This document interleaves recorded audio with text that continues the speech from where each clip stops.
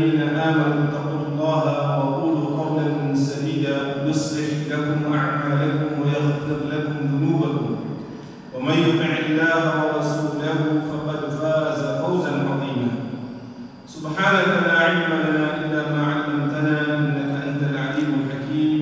اللهم علمنا ما ينفعنا وانفعنا بما علمتنا وزدنا علما يا رب العالمين. أما بعد، Iman muslimin muslimat, wabil khusus yang saya hormati Ketua Yayasan IHC Fakhruddin Hafizahullah Ta'ala, Ketua GKM Masjid Darul Ittihad, yang juga semoga dirahmati dan diberkati oleh Allah Subhanahu Wa Ta'ala, teman-teman panitia, para asatidzah, ustadzat, para shaimin dan shaimat, para peserta baik yang offline maupun yang online, hafizahumullah jami'an.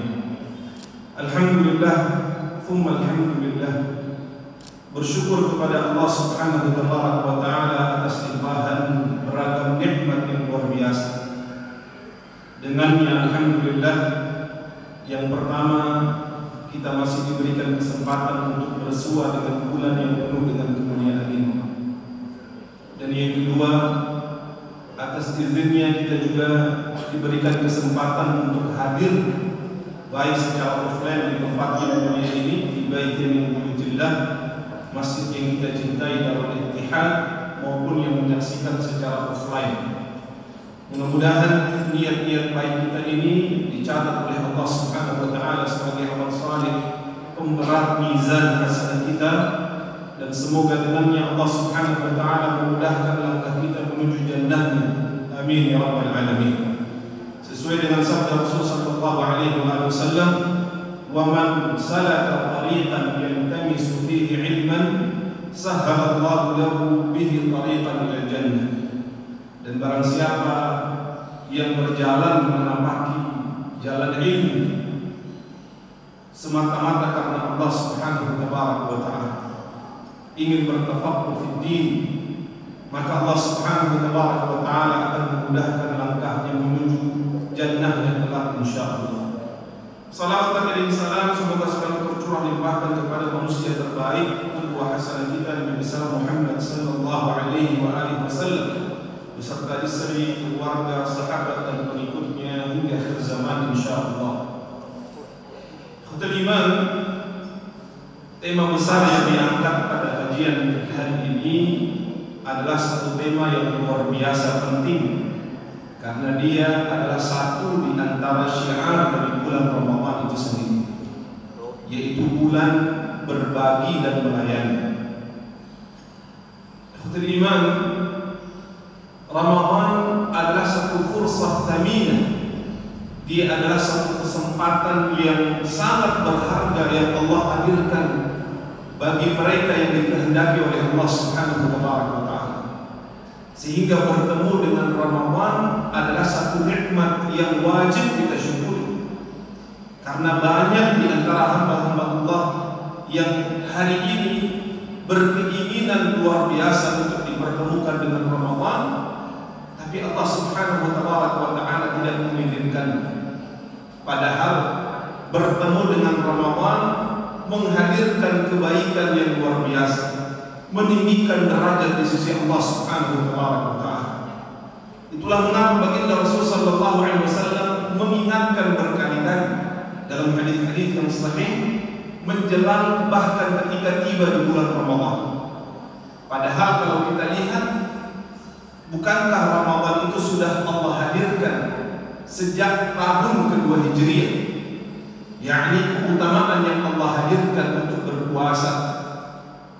Ketika Allah Subhanahu wa Ta'ala menurunkan ayat berkenaan dengan perintah untuk berpuasa di bulan Ramadan, dan itu bertepatan juga dengan tahun di mana Allah Subhanahu wa Ta'ala mengizinkan Rasulnya untuk berperang, mengangkat senjata, yaitu pada tahun kedua Hijriah. Sehingga dia berulang-ulang tahun ketiga, keempat, kelima, keenam, ketujuh, ke-8, ke-9, sampai akhirnya tahun ke-11 sebelum masuk bulan Ramadan, bulan Rabiul Awal, Rasul sallallahu alaihi wasallam diwafatkan oleh Allah Subhanahu wa taala.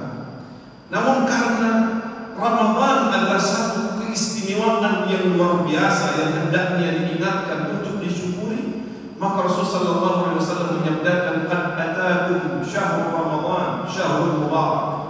Telah datang kepada kalian bulan Ramadan, bulan yang dipenuhi keberkahan dari Allah Subhanahu wa taala.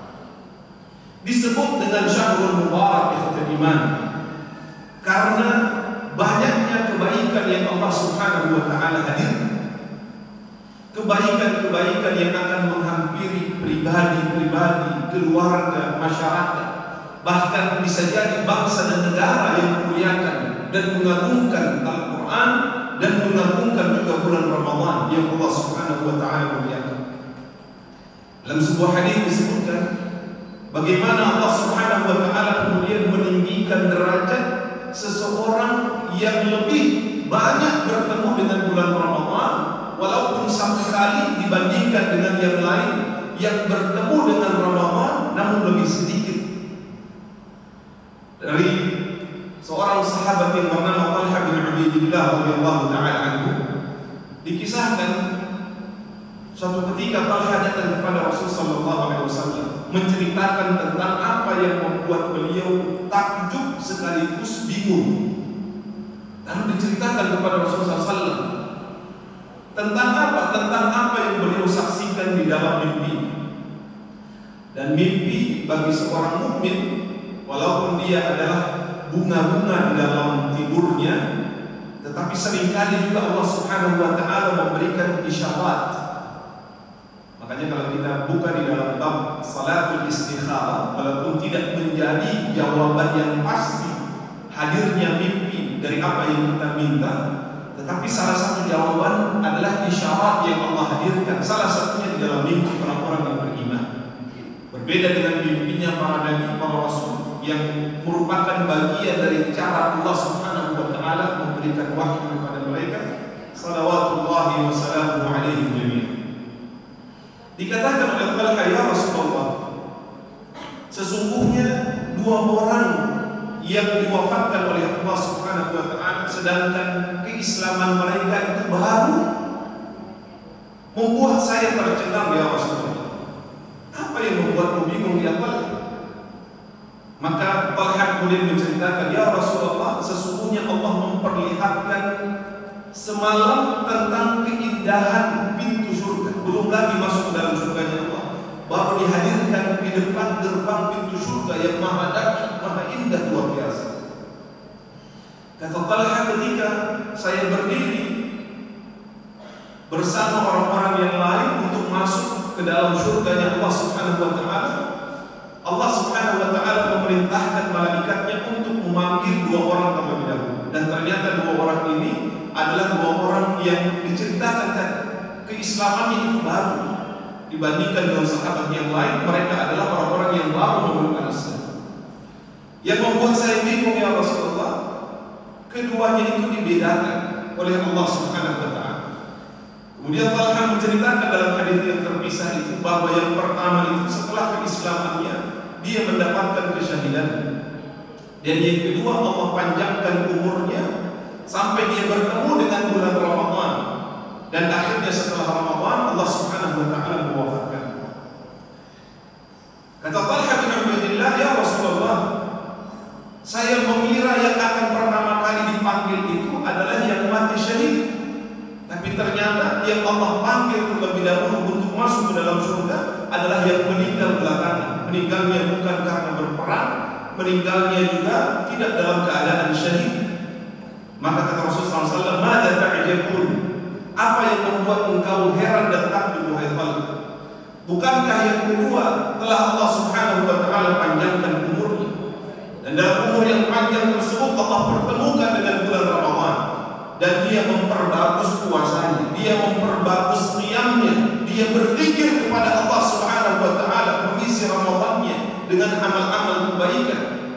Maka derajat antara dirinya dan orang yang mati syahid itu ma baina as-samai wal ardh, jaraknya itu antara langit dan bumi. Ini menggambarkan kepada kita yang beriman, sekali lagi perlu dan wajib kita bersyukur kepada Allah Subhanahu wa taala. Cukup dengan bertemu dengan bulan ini, bulan yang penuh dengan kemuliaan. Sesungguhnya ada banyak kebaikan yang Allah Subhanahu wa taala berikan kepada kita. Salawat berkirim salam semoga selalu tercurah limpahkan kepada Nabi Rahmat Nabi Muhammad sallallahu alaihi wasallam. Dan iman haqqullah, dalam sebuah hadis yang diriwayatkan oleh Anas bin Malik radhiyallahu taala anhu, hadis yang diriwayatkan Imam Muslim dalam sahihnya, suatu ketika Rasul sallallahu alaihi wasallam pernah bersabda. Apa sabda Rasul sallallahu alaihi wasallam? Yakbaru ibnu Adam wa yakbaru ma'ahu ithnan. Setiap anak Adam, kata Rasul sallallahu alaihi wasallam, akan tumbuh berkembang bahkan menuju masa tuanya.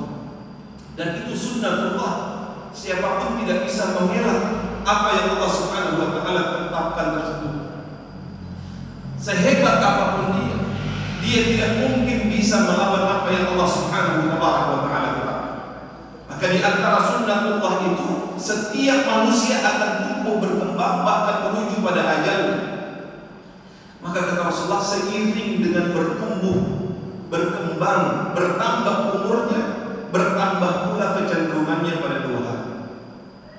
Yang pertama, kata Rasulullah sallallahu alaihi wasallam, kecenderungannya terhadap tulul umur yang panjang.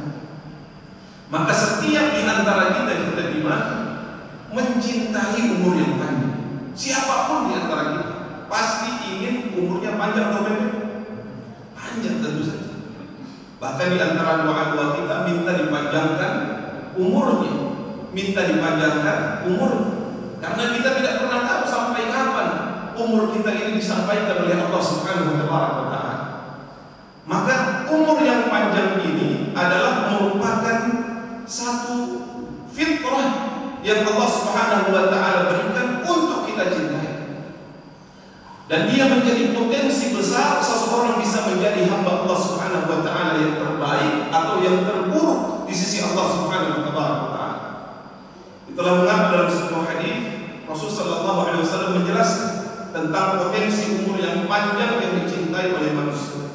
Ketika Rasul sallallahu alaihi wasallam ditanya, "Ya Rasulullah, ayyun nasi khair?" Siapa manusia yang terbaik ya Rasulullah? Maka potensi mencintai umur yang panjang ini, kata Rasul sallallahu alaihi wasallam, bisa menjadikan dirinya sebagai manusia yang terbaik. Kata Rasulullah, khairun nas, sebaik-baik manusia itu adalah man tala umur, orang yang dipanjangkan umurnya oleh Allah Subhanahu wa taala.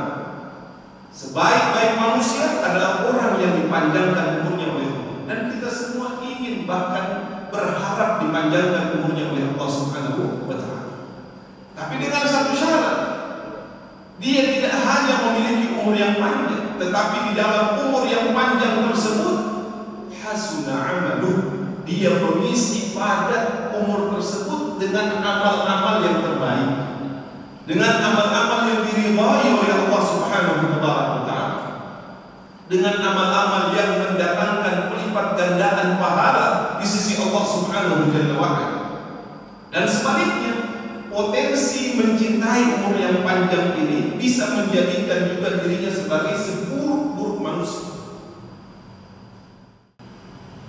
Ketika ditanya kembali kepada Rasulullah SAW, wa ayyun nasi syarr ya Rasulullah, dan siapa manusia yang paling buruk ya Rasulullah? Maka Rasulullah sallallahu alaihi wasallam kemudian menjawab, man qala umruhu, orang yang juga dipanjangkan umurnya oleh Allah Subhanahu wa taala. Tetapi wasa'a amal, ketika diberikan umur yang panjang, dia tidak cerdas di dalam mengisi. Dia menyia-nyiakan kesempatan untuk mengumpulkan bekal ketika dia berada di dunia. Dia berhura-hura, melakukan kemaksiatan, tidak peduli dengan keadaan orang lain, bermaksiat kepada Allah Subhanahu wa taala, menzalimi orang-orang yang berada di sekitar. Wasa'a amal, maka walaupun umurnya panjang, tetapi dia menjadi pribadi yang paling buruk, kata Rasulullah, karena umur tersebut diisi dengan beragam amal-amal keburukan. Oleh karenanya, iman, ketika Allah Subhanahu wa taala menyampaikan kita pada bulan Ramadan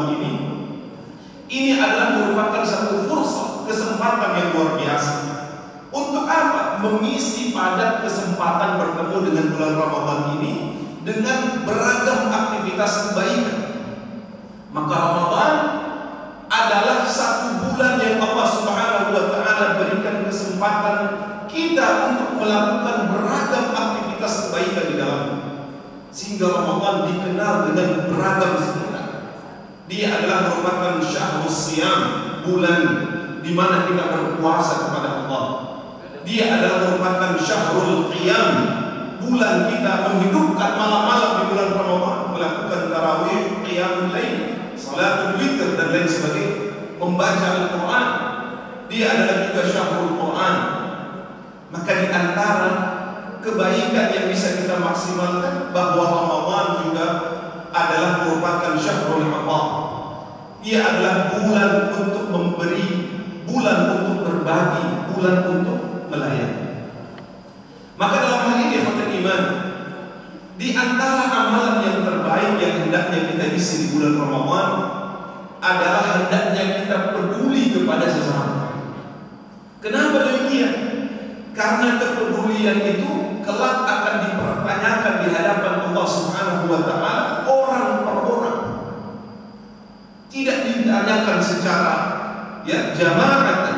Lah, Allah Subhanahu wa taala akan bertanya satu persatu di antara kita tentang kepedulian kita kepada sesama. Dalam sebuah hadis yang sahih riwayat Imam Muslim dalam sahihnya dari Abu Hurairah radhiyallahu taala anhu, hadis qudsi, hadis yang diriwayatkan oleh Rasulullah dari Allah Subhanahu wa taala. Kelak pada hari kiamat ketika Allah Subhanahu wa taala mengumpulkan hamba-hambanya di padang mahsyar, dan padang mahsyar adalah satu tempat di mana seluruh manusia akan dikumpulkan min awwalihi ila akhirih, dari mulai manusia yang pertama diciptakan sampai yang terakhir diwafatkan oleh Allah Subhanahu wa taala, dibangkitkan dalam keadaan yang sama. Hufatan uratan ghurla, semua dibangkitkan dalam keadaan yang sama. Tidak ada yang mengenakan pakaian, tidak ada yang menutup kepalanya, tidak ada yang mengenakan alas kaki. Semuanya dalam keadaan yang sama, bahkan keadaan yang sangat panas pada saat itu. Matahari dilekatkan pada jarak, kata para ulama tafsir, kurang lebih 1 mil. Tidak ada tempat berdiri kecuali di mana dia berpijak, menunggu kedatangan Allah Subhanahu wa taala untuk kemudian memutuskan nasibnya, ahlan jannati ahlan nar, apakah masuk kepada surganya Allah Subhanahu wa taala atau dilemparkan ke dalam nerakanya Allah wal iyad billah. Maka di antara hal yang dipertanyakan oleh Allah Subhanahu wa taala adalah tentang kepedulian kita kepada sesama. Allah Subhanahu wa taala berfirman pada saat itu, "Ya ibadi, wahai hamba-hamba, istat'amtuka falam tut'imni."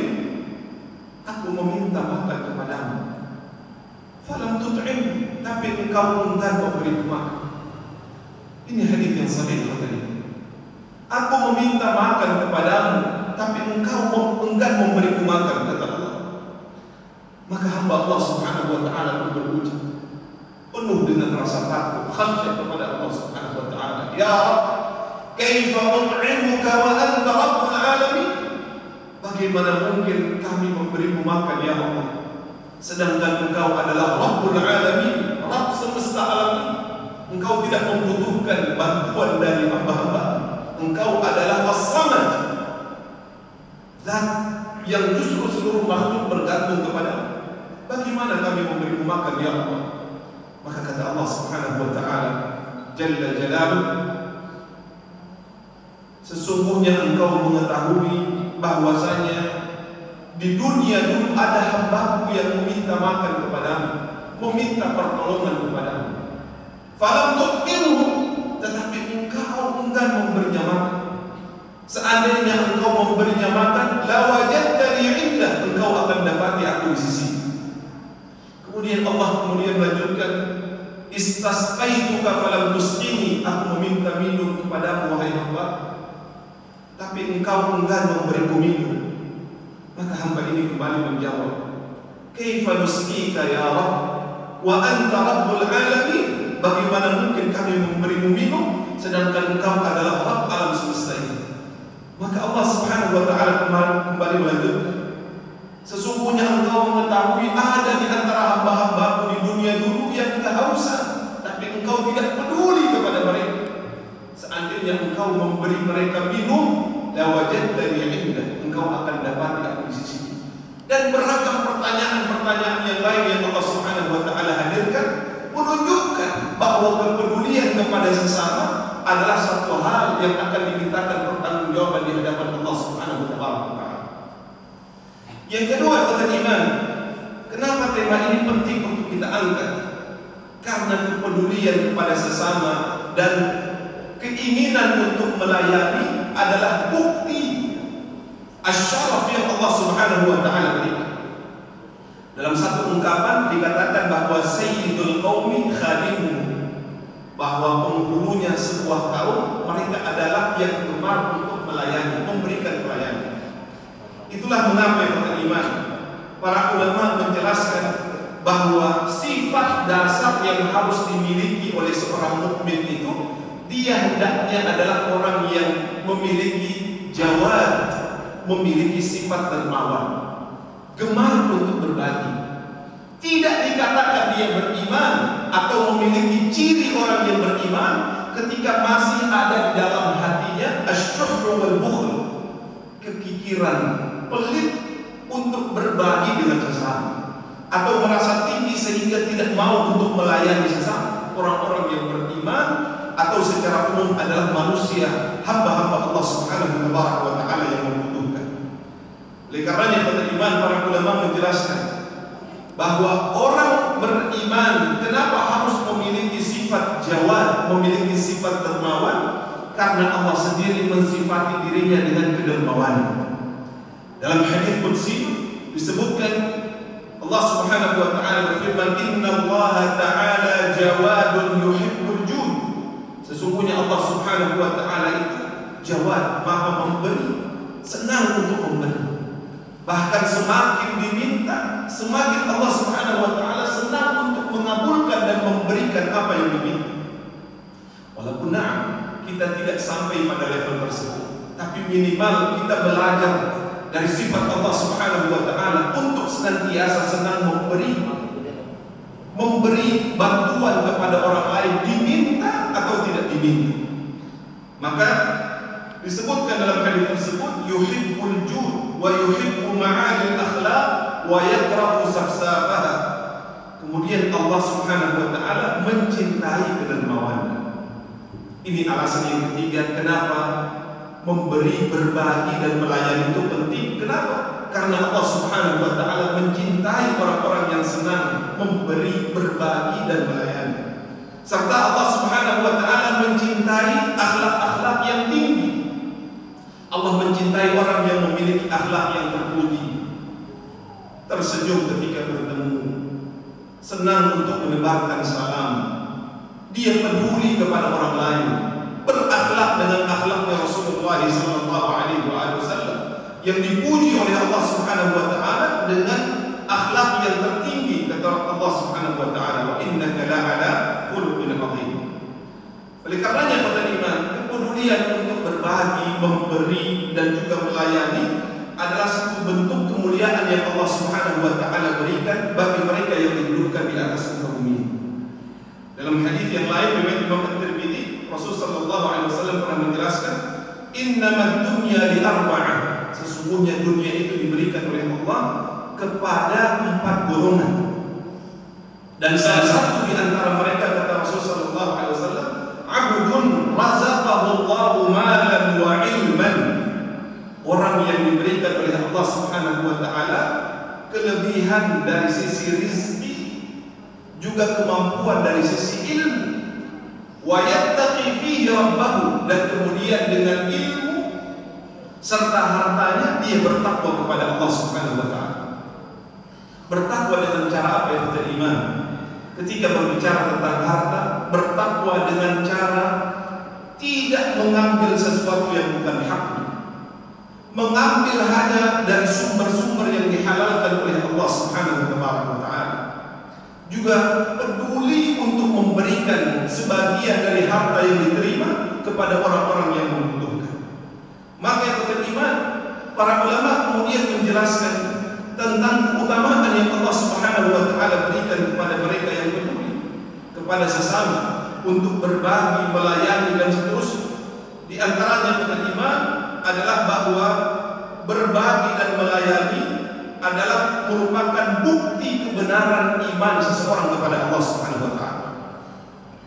Ini perhatikan, karena bisa jadi seseorang itu mengaku beriman tapi imannya tidak diakui oleh Allah Subhanahu wa taala. Dalam sebuah hadis Rasulullah sallallahu alaihi wasallam pernah menjelaskan ada hamba-hamba Allah yang paginya beriman, di sorenya dia keluar dari keimanan. Sorenya dia beriman, di pagi harinya dia keluar dari keimanan kepada Allah Subhanahu wa taala. Atau seperti yang dikisahkan oleh Rasul sallallahu alaihi wasallam, ada segolongan manusia yang mengaku beriman kepada Allah, tapi di hadapan Allah Subhanahu wa taala Allah menolak keimanan yang dia hadirkan. Maka di antara bukti keimanan yang begitu zahir terlihat, Rasul sallallahu alaihi wasallam menjelaskan was-shadaqatu burhanun, dan sedekah memberi, berbagi itu adalah bukti. Bukti apa? Keimanan seseorang kepada Allah Subhanahu wa taala. Sehingga seseorang dikatakan beriman ketika dia sudah sampai pada tataran ini. Siapapun akan mudah untuk melakukan ibadah-ibadah yang lain, amalan-amalan yang lain. Untuk melakukan salat mudah, karena salat itu tidak membutuhkan biaya. Cukup dia berwudu, bertakbir, membaca Al-Fatihah dan seterusnya, mengikuti gerakan-gerakan, selesai dia melakukan salat. Begitu juga dengan ibadah yang lain, tilawatul Quran dan seterusnya. Walaupun Rasulullah SAW memberikan porsi-porsi tersendiri pada setiap ibadah yang dilakukan. Wassalatu nurun, salat itu adalah cahaya dan seterusnya. Pada poin pemberian, kemudian kepedulian terhadap sesama, Rasulullah SAW menjelaskan bahwa dia adalah bukti keimanan seorang hamba. Maka belum dikatakan beriman kalau seseorang hanya saleh secara pribadi, rajin ke masjid, walaupun bagian dari keimanan. Tapi yang disebutkan Rasulullah sebagai bukti keimanan yang